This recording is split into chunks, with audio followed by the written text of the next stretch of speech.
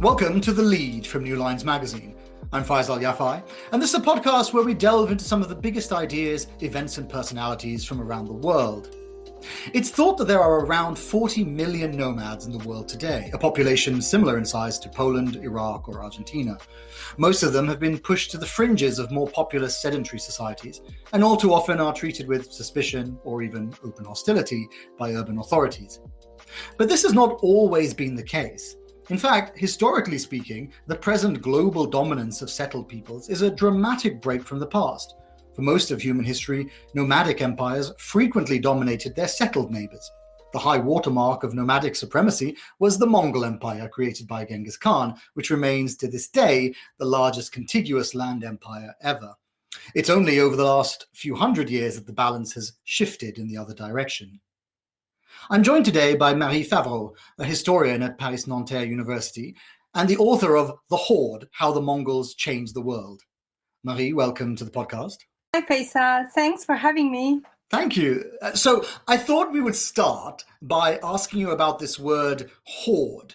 It's a word with a long and complicated history, but it's also a word that has quite a lot of baggage attached to it.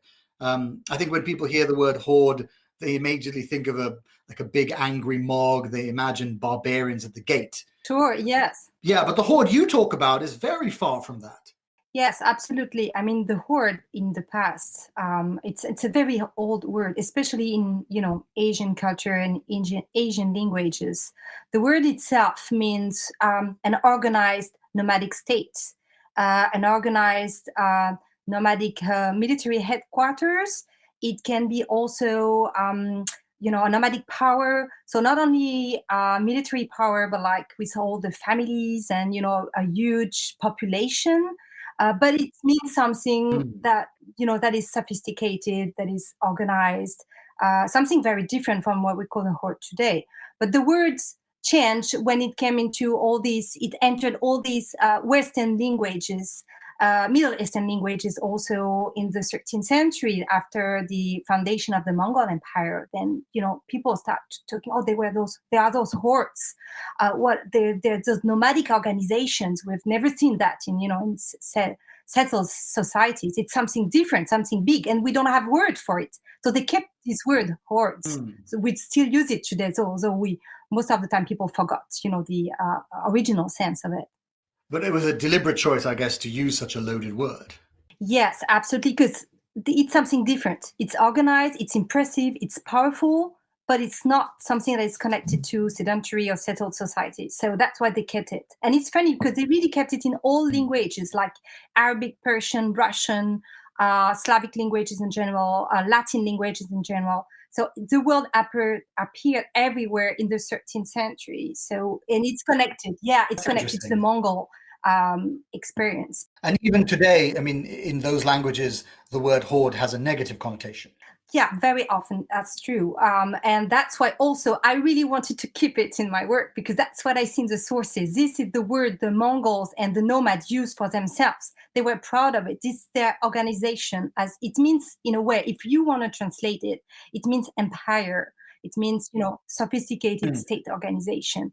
And so I wanted to keep it. And it's interesting to see how people react to it. They are surprised, like, how come you keep this word?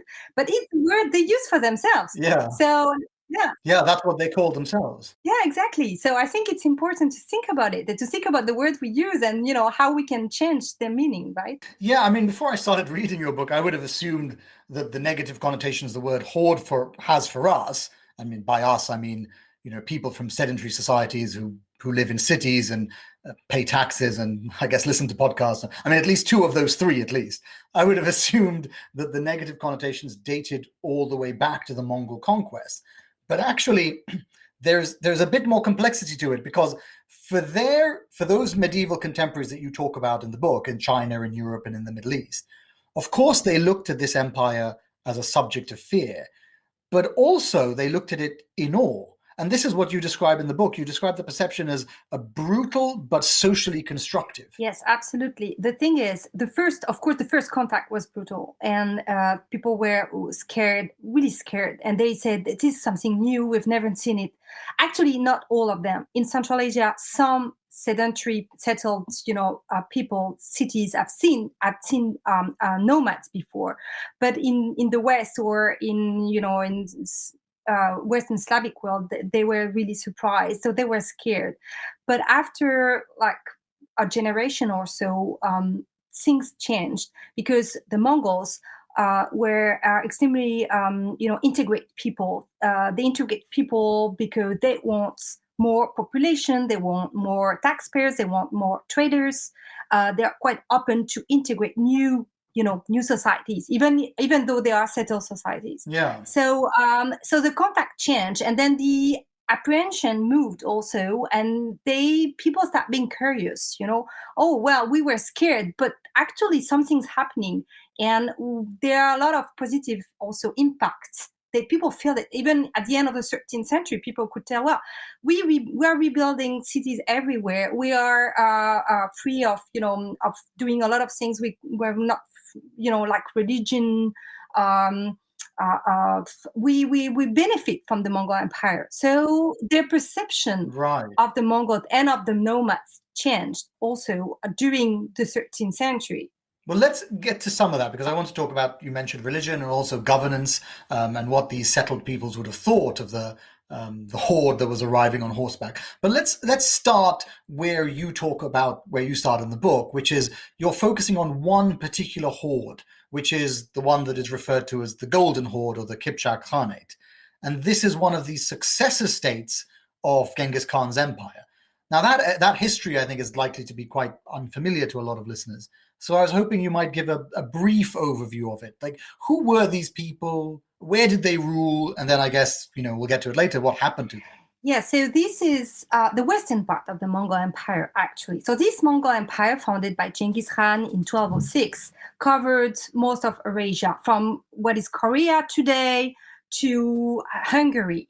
It covered north of India in the south, Iran. It covered Afghanistan, of course. It's covered also in the north, almost all of what is Russia today and Central Asia. So it's a huge empire. But the western part of it, that we call the Horde or the Golden Horde, was connected to the eldest son of Genghis Khan, Jochi. So it's a specific lineage, right? But it's still in the Mongol Empire, right? So it's still a Mongol way of governing, a Mongol way of doing, a Mongol way of thinking.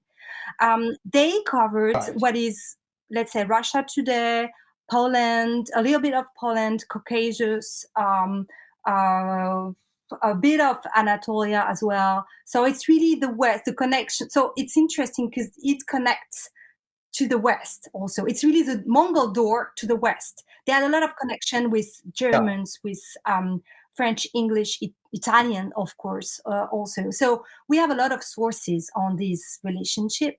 And in my work, I really wanted to show how this part of the Mongol Empire was active in terms of trade, art, culture, exchange, diplomatic exchange, also with the West. And so that's a very specific part of the Mongol Empire, let's say. But it's and we have sources, so we can speak about it, because that's the other problem for historians. Sometimes it's like, it's difficult, it's very obscure. In this case, we have enough. Yeah, I mean, that's part of the difficulty, is it? Because these nomadic peoples didn't keep written records in the way that other empires did. Yeah, actually, they produced written records, and especially the Mongols, but they don't necessarily keep them. That's the very interesting thing with nomads and Mongols. They are able to do exactly the same thing as sedentary people, as settled people. They can, build, they can cities, they can produce written materials, but when they feel it's not useful anymore, they just drop. They just, withdraw, and then they give up. They give up on their city. They give up on their written material. They don't care, because it's not the point. It's just, it's useful at some point, and at some other point, it's not useful anymore. That's where they are very special. So these Mongol in, the West and Russia, and what is Russia today, lasted for a long time. They started, so their power took shape in the 13th century. In the 14th century, they were really dominant and very powerful.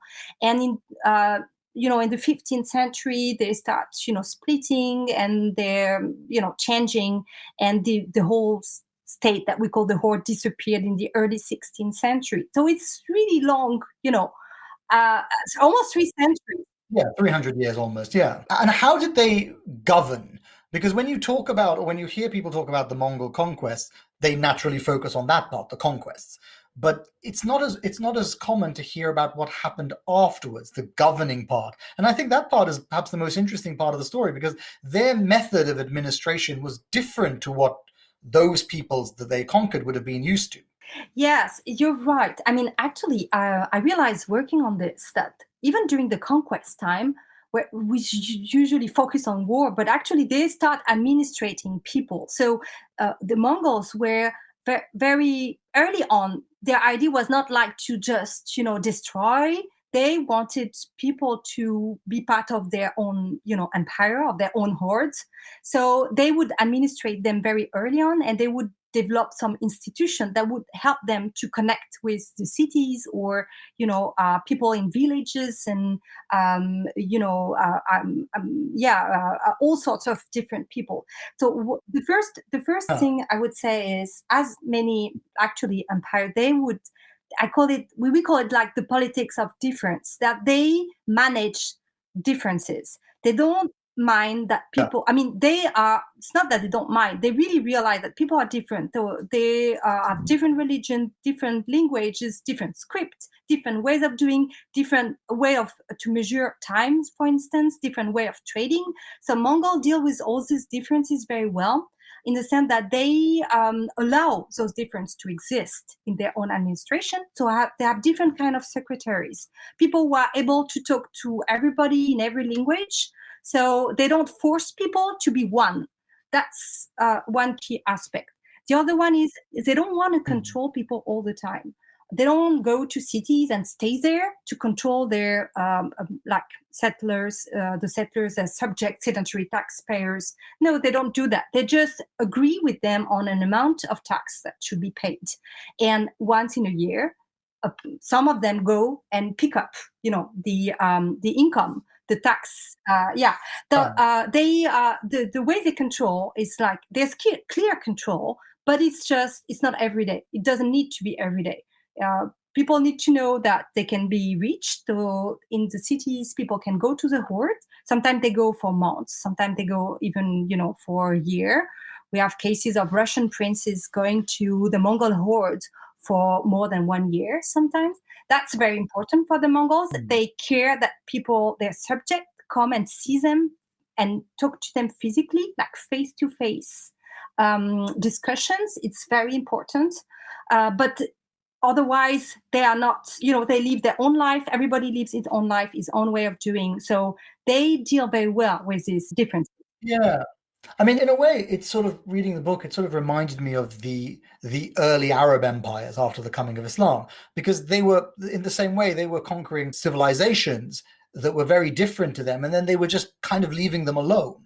But in the Arab context, of course, there was a religious aspect to it. But with the Mongols, it wasn't religious. So what did the Mongols want out of this conquest? No, you're right. It was not religious. I mean, the Mongol so it is not just one reason to the Mongol conquest. It's a century of conquest. So you can imagine that the context is different. When it's Genghis Khan, he had to deal with his neighbors, northern China, a part of Central Asia. Then after him, his successors would have also they would go on with the conquest, but the context had changed.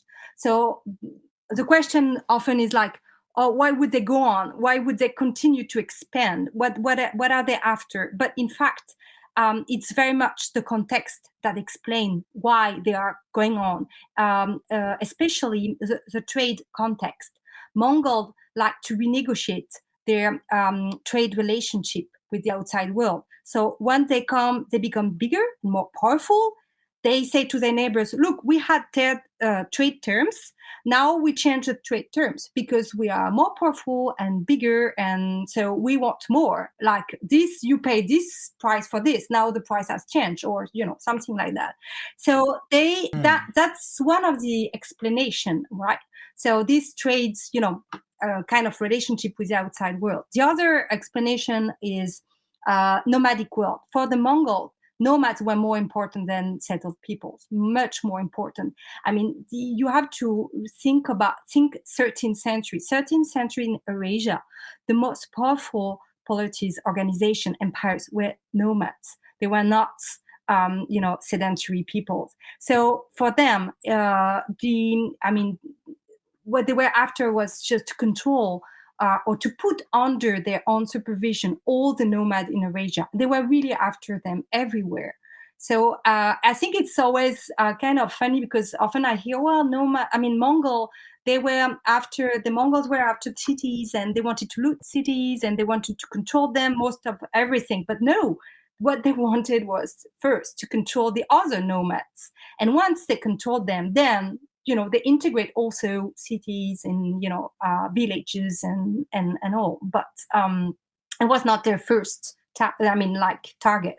So they wanted to control the other nomads, and then was the logic that by controlling the sedentary populations, you were able to gain taxes from these sedentary populations, and that enabled you to be more strong in keeping down the other nomads? Yes, well, that's true. But at the same time, nomads pay also taxes. Taxes are not only, this income, there's part of income from the cities, but there's also a lot of income coming from nomads. Nomads at that time were not only warriors, so it's not only military power, it's also economic power. They were powerful herders. They had huge herds. So they paid taxes on their herds. So that's also key for this, for the Mongols. And also, if you think about the Middle Ages and, this period of 13th century, the wealth is people. It's more important to have people in your state than to have anything else, even gold or silver, whatever. Or worse, like having lands. Great, you have lands. Without people, what does it mean? Nothing, right? They needed to have large populations. Exactly, they want more populations because it's a fragile world.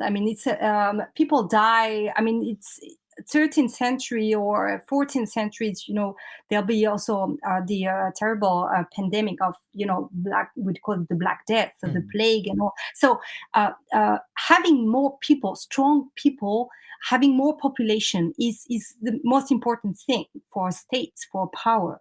So the Mongol, as all nomadic rulers, they want to have more people. That's why they are interested in cities, because it's huge demography there. They wanted those people for what purpose? For them to be productive, or to intermarry with them so that their own population remains stable? Well, most of all, production, sure. They would also produce, art, science. Craftsmen were extremely valued in Mongol society. So it's not only like paying taxes, it's also what you can produce with your hands. Right. That's very important.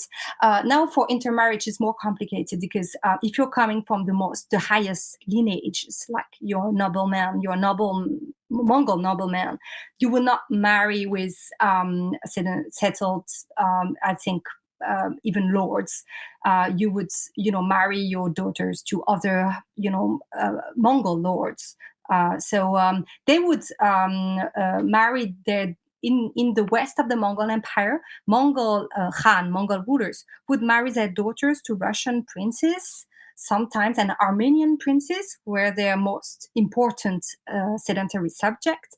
But this is very, specific, and this is because they were highly valued subjects. So they didn't do something which is very familiar from the royal families of Europe and the Middle East, where they intermarry with their allies and they make alliances through marriage. They wouldn't do that. Well, there are numerous Mongol lineages. They would do it inside the Mongol Empire, but they would not do it with outsiders. Except actually in the western part of the Mongol Empire, the Horde, you have just one case.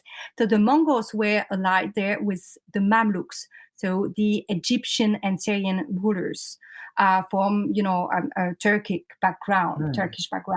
So once it happened that the Mamluk Sultan asked for a Mongol bride, but that was just something new and absolutely unexpected. So the Mongols were puzzled because they thought, well, the Mamluks are allied, but they're not vassals, so we don't usually send them Mongol princesses, and they didn't know what to do.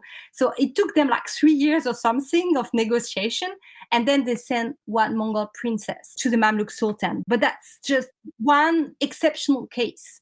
Yeah. So most of the time, they don't do like the Byzantines who would send their princes everywhere. The Mongol princesses, they can also say no. So it's a very different society. You cannot just send them everywhere like as diplomatic gift. No way. Yeah, well, I've heard you tell that story about the bride who went to the Mamluks, but perhaps you could finish the rest of the story for the listeners. So the bride arrives in Cairo at the time. Yeah, she arrived in Alexandria, then Cairo.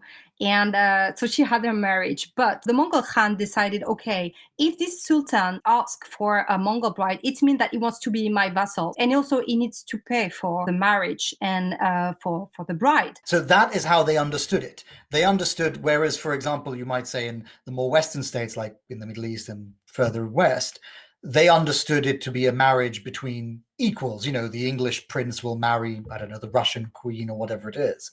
But here with the Mongols, they understood it as they only marry their daughters off to vassal states that they are completely in control of. Yes, absolutely. So the Mamluk Sultan thought, wow, this is great. I will marry this Mongol princess, and that will show that I'm an equal at the Mongol Khan. But the Mongols, they thought, okay, the Mamluks now wants to be our vassals.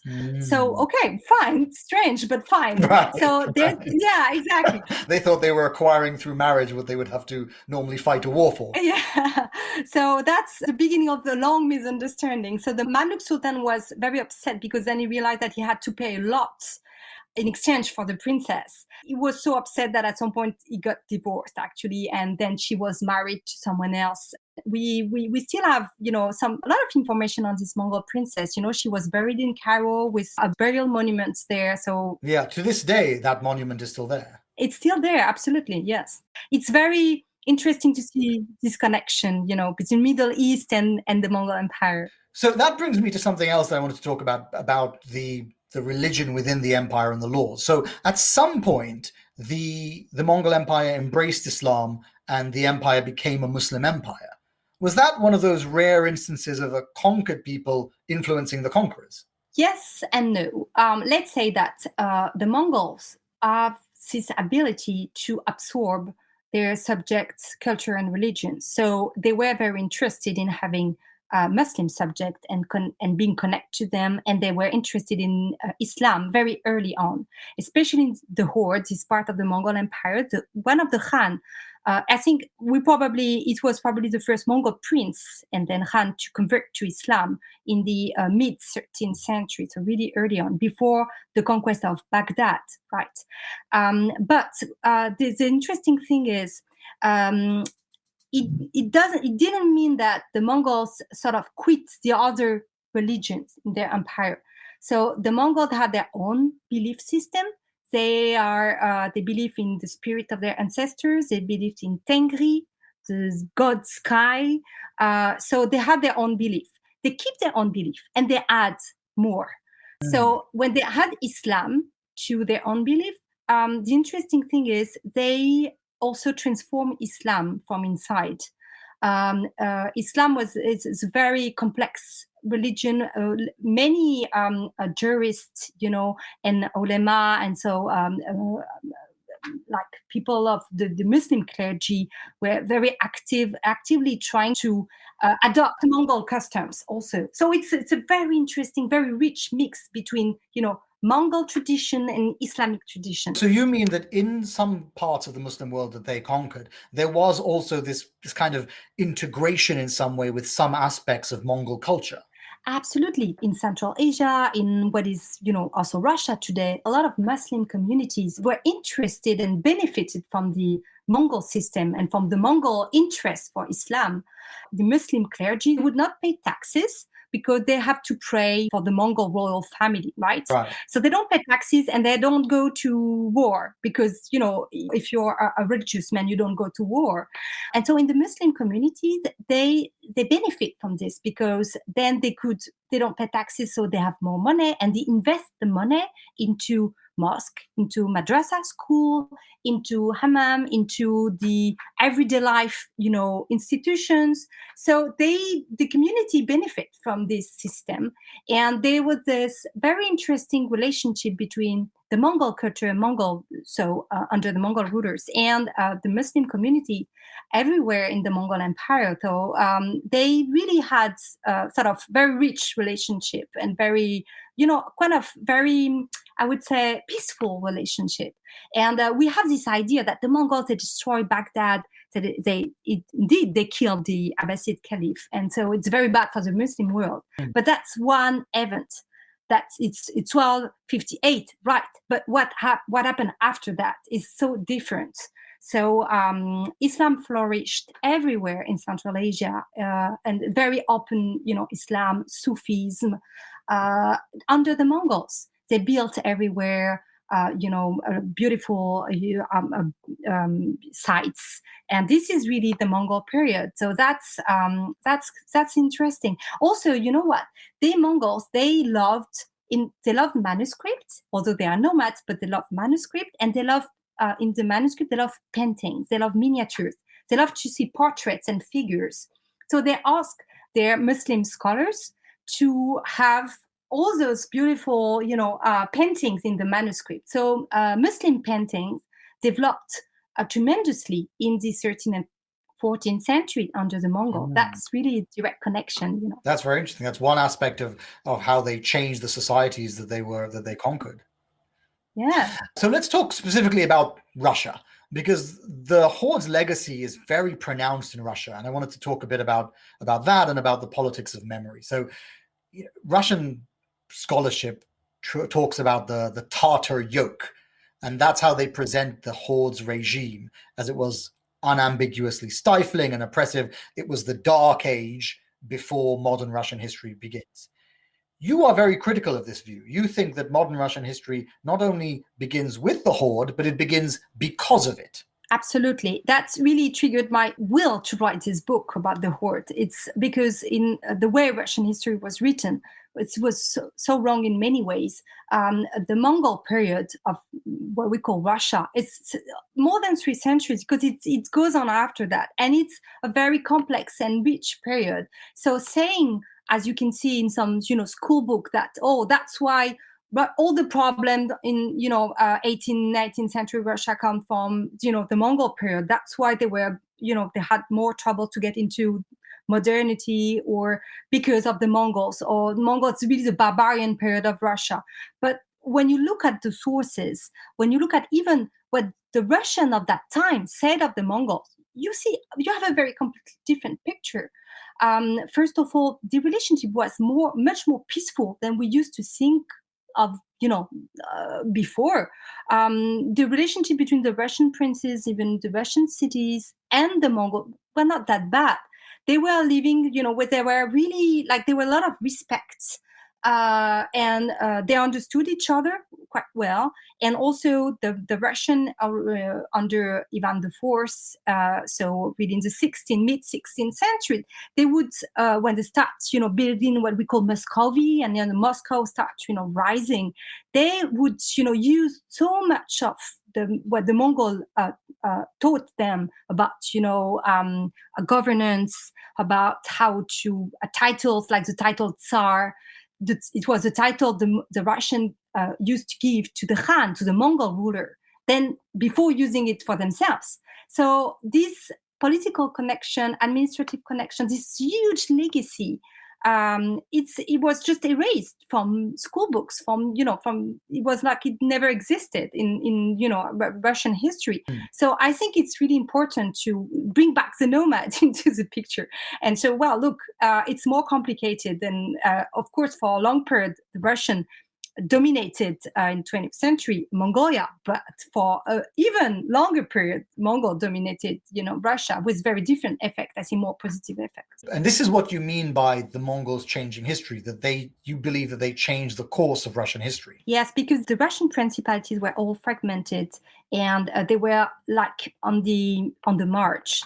The core of, the economic leadership in the early 13th century, it's Islamic Central Asia, and it's really, it's certainly not the Norse. But the Mongol coming from the North, and with their integrative ways of doing, would change the course of the Russian history, because they would integrate all those petty Russian principalities into the huge Islamic, markets. They would integrate them into Central Asia. They would connect them to Western Europe. Because Mongols were all for trades, they were all for circulation of things, ideas, people. So they forced the Russian principality to open their doors. So and it worked. It worked. And also the other interesting thing is, for the Mongols, the North was, I don't know, maybe not all, but many people still today are afraid of the North. They think the North of the world is like, ice and cold and dark and scary. But in this 13th and 14th century, under the Mongols, the North of the world was like, it was, the economic leadership was there. It was very active. It was full of trade routes, full of merchants and caravans, and very active in all sorts of ways. So it's hard for us to show on maps, because we don't have maps for these periods for the North, like Siberia. It sounds like, wow, so far away. But it was a center at that time. Let's say that the Mongol made it the center of the world. So I think that's where they really changed the course of history for the Russians and for all of Eurasia.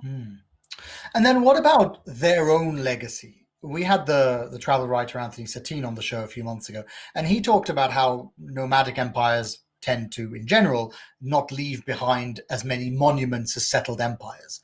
So what did they leave behind that we can see today, or that we can experience today at least? Well, I think that they leave behind a way of living.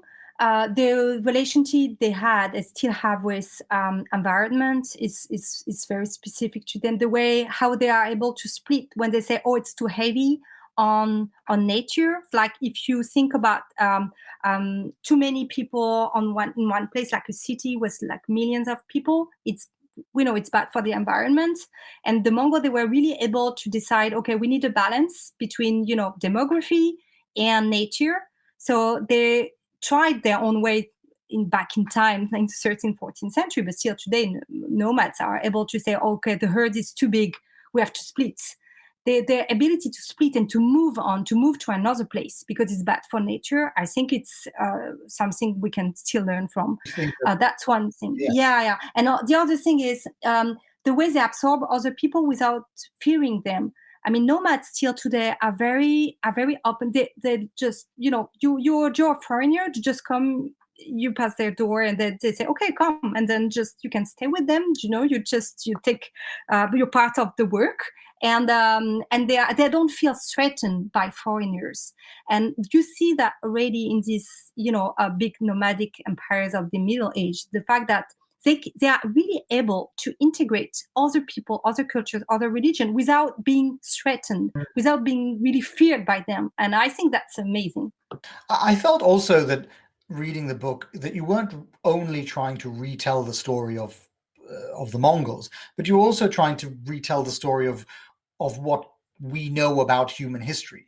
And this was something that Anthony Satine said. He said that we need to understand that there's been an imbalance in the human story, meaning that the traditional tellings of history don't recognize the degree to which these nomadic societies have actually shaped the past and therefore the present. Yeah, I totally agree with Anthony Satine on this. The fact that for a long period, the way we taught history was either without nomads, or nomads were the barbarians, the guys who were against the state, against all form of organization. They were like raiding cities and not like building anything. So I think it's very important that we change our perspective now and that we integrate them, because it's what we see in the sources. It's not even like a moral, target I have. It's like what I see in my sources. Huge states, empires were run by nomads in the past. We have to take them into account. They have to have their place in the way we write and talk about human history, and we can learn from this, sure. And also, so I'm teaching at the university. I have many students all my students, they come to me and they say, well, we've never heard of that. We've never heard of the Mongol impact on, world history, like positive impact. We've never heard of, nomadic empires before. They're curious. So the idea is not to tell them you should learn that way. It's just to say, look, this happened. Look at all the sources and monuments and burials, because we have archaeology. So it's like really a new avenue for research. I do get the impression that, and actually Satine was very much like this about nomads, that you start to feel, perhaps not unreasonably, that the Horde they've been treated rather unfairly by history, and you become a little bit sympathetic to these empires. Well, that's true, but absolutely, of course, that's the beginning of my research. I was like, well, it's not, I read books by Russian historians, also Westerners and historians. And then I look at the source and say, oh, there's a big difference here. So that's true. But then I'm a historian and I'm aware that, I'm not, I don't like the romantic view of nomads. I've been to many countries where there are still nomads today, in Mongolia, but also in Northern Africa, in Mauritania, in many places. I know how difficult nomadic life can be too. So, I mean, the idea is not to say, oh, this is the ideal way of living. It's just, well, we have to be fair. I mean, historians have to be fair with what he sees in his documents. And when you see that they were those nomadic rulers in charge for so long, well, we have to deal with it. We like it or not, we have to deal with it. So, and the other thing is, the big question is, there are two questions. One is that I fight for is, okay, I learned before when I was younger through my teacher that nomads, once they come to cities, they want to sedentarize because there's nothing better than city life. But what you see in those documents is not true. They are not only proud to be nomad, but they would never settle and sedentarize. The Mongol never sedentarized. So that's very interesting to understand that. Like, think about this process. No, they don't. They move on and they do something else. They build up something else, but they don't sedentarize. And the other one, of course, is because you're a nomadic ruler, do you rule differently from a sedentary ruler? Do we think that a Mongol Khan was very different from a French king, for instance? So this is a question that is still open. We're working on it. But do you ever worry that you might overcorrect? I mean, I see the logic of saying these empires had an important role in world history, and you have to repudiate the stereotype of this warlike barbarian horde. But whatever else they achieved, these conquests did lead to immense destruction. I mean, the sack of Baghdad, which of course people are very familiar with, that brought one of the pinnacles of Islamic society to its knees. Now, even though it's true they may have provided other benefits more broadly, it's very hard to quantify what was lost by that. The sheer scale of what was lost is quite difficult to get your head around. Yeah, I agree with you on the fact that it's difficult to quantify because of the sources we have. But the question is it worse than what happened during other wars in the world at that time? And in any case, wars in the Middle Ages never bring as much death as wars today. It's not industrial time. It's like people, we cannot, the way we kill today and the number of people we can kill today, it has nothing to do with the Middle Age. I mean, it's a very different period.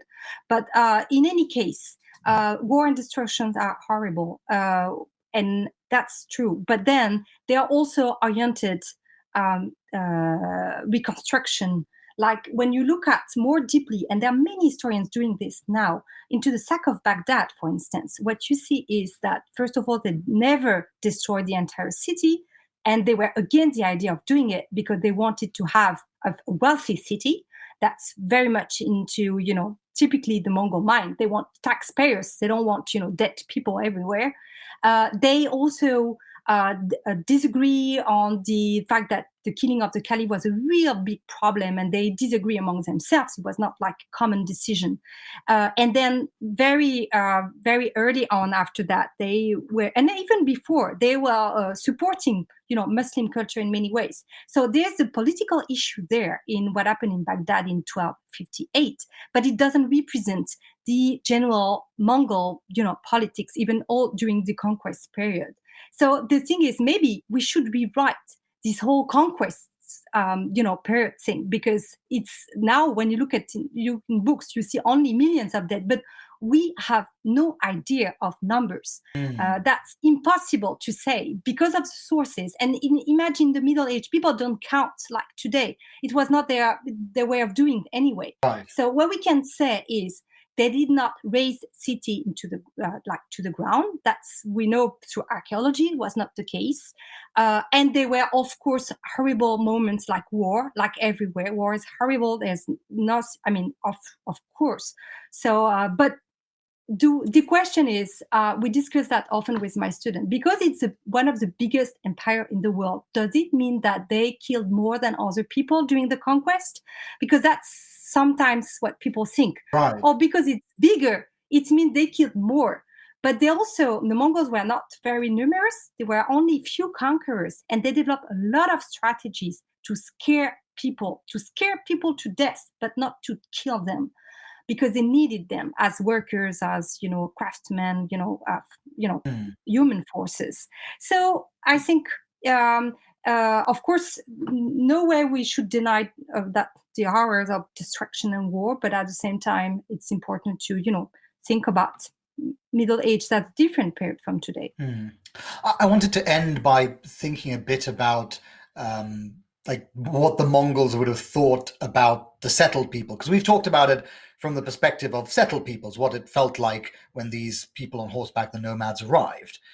But I wonder what you think about how the nomads saw the settled people that they conquered, because you said that they never settled. No matter all of the lands and all of the cities that they conquered, they never started to live like the people that they had conquered. So what did they think of these settled peoples? Well, I really like your question. I think it's a key question. Also, because we really want to understand those nomadic powers of the past, we need to try to think like them and to see with their eyes. And it's not easy, but it's a very, very important question. Well, I try to track in my document the moment when Mongols would say something about settlers, and the only thing I remember, one is, they don't I would say they don't understand them. They say they built towers and they built fortresses and walls around themselves, but then they get trapped into, in their own place. So they didn't understand that, the fact that people would fortify their own place, because it's not, for them, it's like you're under attack, you move or you will hide.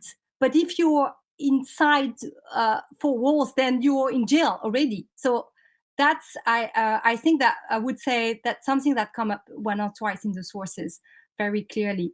The other thing also is, they believe that their way of life is more to benefit that you don't have if you are living in a city. One is that in a tent, it's more comfortable. Imagine 13th century when it's -40. Well, in a tent, you can create an atmosphere with, all the furs and the special furnitures and the way you organize it with the fire and all, very warm and very comfortable. If you think about a castle, like in France in the 13th century, I can tell you it was not that comfortable and warm. Yeah. So they think about comfort also for themselves. And finally, there's also one key thing they don't understand with the settlers is that for them, what is more important than everything, maybe it's freedom. When you're a nomad, you're free. You have at least you have more freedom than when you're a citizen, like you're living in a city. And so I would say sometimes they really don't understand, but they always open their camp to settlers, to offer them to live with them actually, and they know that their life can be difficult for different people. They say, well, like especially missionaries would come and talk religion to the nomads, to the Mongols. They suffered sometimes very much from the nomadic way of life, which is so different. And nomads knew that, and they say, well, it's hard for them, so we should be kind to them, and they were aware of that. Did you ever feel, when you were thinking about what they thought of settled peoples, did you ever think, given that the majority of the world today is settled, did you ever think that maybe there are lessons from the Mongols in how we live today, or how we should think about living today? Yeah, I think there are lessons. Let's say that it's important to know that there are other ways of doing and other ways of living, and other kind of relationship with the nature, other kind of relationship to the family, and that's what I always also say to my students. Like, history is not like a simple lesson. You cannot just take the 13th century and say, okay, we should do that now. And no, of course not. It's different world. But we need to. It's important to know that it was not always like this. And I think nomad experience in life and culture and politics and all is give us so many different views of how we can organize ourselves as human societies. So that's where I would say there's something to important for us today. Marie Favereau, thank you very much. Thank you so much for having me. I really enjoyed this conversation. Thank you, Faisal. This has been The Lead from New Lines magazine. You can find Marie's book, The Horde, How the Mongols Changed the World, in all good bookshops. This week's episode was produced by Joshua Martin and hosted by me, Faisal Alyafai. For more like this, subscribe to The Lead on your favorite podcast app, or visit our website, newlinesmag.com. Thank you all for joining us.